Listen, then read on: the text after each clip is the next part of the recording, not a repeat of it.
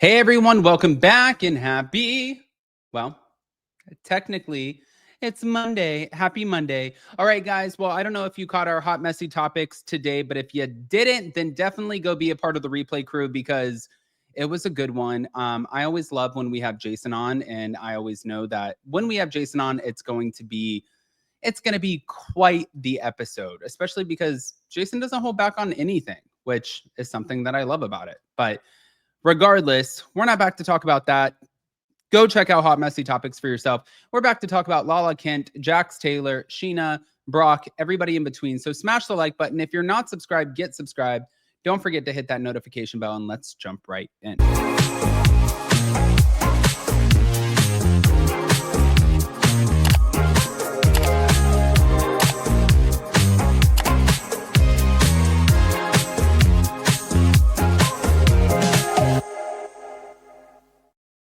All right, guys. So, my God, I don't even know where to start with all of this. I feel like Jesus Christ, there's so much. Obviously, we're going to start with the Lala Kent of it all, but like, not going to lie, this just seems like, first of all, even with Lala right now, it seems like she's just protecting everything that's going on. And I'm a little shocked that she is protecting everything that's going on. I feel like at the end of the day, she has been through so much. So it just, to me, it doesn't make sense. But hold on. We're just going to go ahead and break it all down for you because I think that's the best way to do this. Now, going into it, during her Give Them a Lala podcast, she was joined by her brother Easton, and Lala discussed Jax's decision to depart the Valley to focus on sobriety and mental health. And Easton expressed a lot of support, saying good for him. And Lala echoed the same sentiment, saying recovery is critical and deserving of support. But she described the situation as delicate, saying that, I am really close friends with Brittany and that she's following Brittany's lead and navigating public commentary about it. And I think that for her right now, she doesn't really probably know how to address this. And she's not the star of the show. Brittany technically right now is the star of the show. So I think that really, I don't know. I think that she's treading lightly. But hold on. Present, share screen, Instagram. Here we go. Is the victim in this. And even the internet, she has said, has been pretty hard on her. And I think that's completely unfair. It's very easy to throw stones from afar. And every single person lives in a glass house. If we were to put cameras on anybody's life and you lived authentically, we could all find some things faults. A lot of faults, things that you maybe could be doing differently. And we also come from our own experiences, traumas, and perspective, which is a real bitch as well. And that's a fault may not be a fault to you, that it's a fault to me. So how am I to judge you or you to judge me? No, it's a lot. Just being a person is a lot. And I think Brittany has handled everything beautifully. She's stepped up, taking care of her son. No one hustles harder than Brittany Cartwright.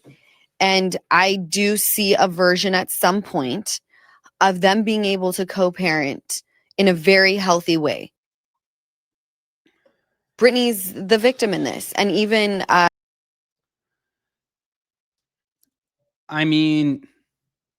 Okay. So according to her, Brittany is the victim in this. And I don't disagree with her.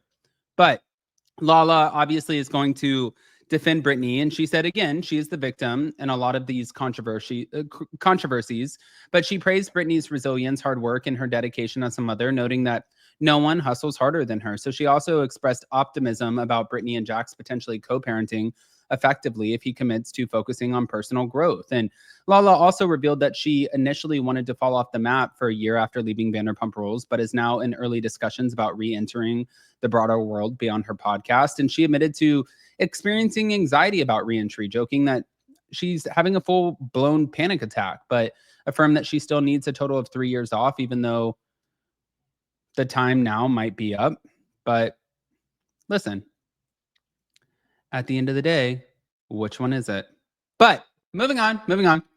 So Jax Taylor announced that he's leaving the Valley, obviously ahead of season 3, which that's a major change for the series. And clearly we know he's been a central cast member, but executive producer Alex Baskin also commented on Jax's departure, saying that season 10 continued strongly even during Jax's absence, and that the change isn't necessarily bad for the series. But Alex addressed fan outrage, stating that there's no consensus in acknowledging the passionate fan base. He pointed out that some returning cast members are comfortable on camera and long familiar with reality TV life. But Alex discussed the show's inability to cover Brock Davies' infidelity story on Vanderpump Rules because Sheena kept it tightly guarded, something that they should have covered. But he emphasized that the show doesn't want to gloss over the real timeline, and Britney's accounts are central.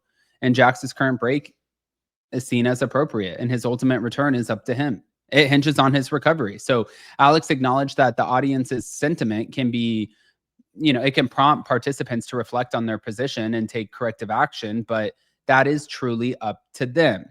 Now, Jax Taylor officially severed his business ties with Jax's Studio City, the bar that he co-opened with Rocco's in October of 2023, which was essentially just an extension of Rocco's, but they removed his name from the venue, and apparently he's distancing himself publicly. But his exit was positioned as a mental health and sobriety priority, described by his rep as a carefully considered and necessary step to realign with the priorities in his life. And, there were some complaints, low attendance, staff had complaints, lackluster food, often overshadowed by neighboring Rocco's Tavern, which shares ownership and facilities. And fan reviews called the place lackluster and inauthentic. So in the bar, he lent his name during a more popular period in his career, but admitted that he didn't invest money. And critics noticed that, it's really just an extension of Rocco's.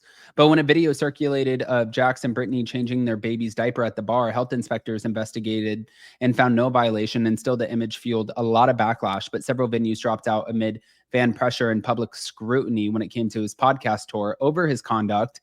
And now his team decided to shut down the majority of the tour. Can I just say this is going to be a big one. I don't know what's going to come out of this, but I'm definitely very, very curious. And we will see exactly what you guys have to say, guys. Pop off in the comment section, please. If you're not subscribed, get subscribed. Don't forget to hit that notification bell. And yeah, we'll just still be going through all of this shit with you guys. So I think that's probably enough here. But love you guys. We'll see you next time. And yeah, just go check out Hot Messy. Oh, and don't forget that Anchor Watch is tomorrow at 12:30 p.m. Eastern. So yeah, bye guys.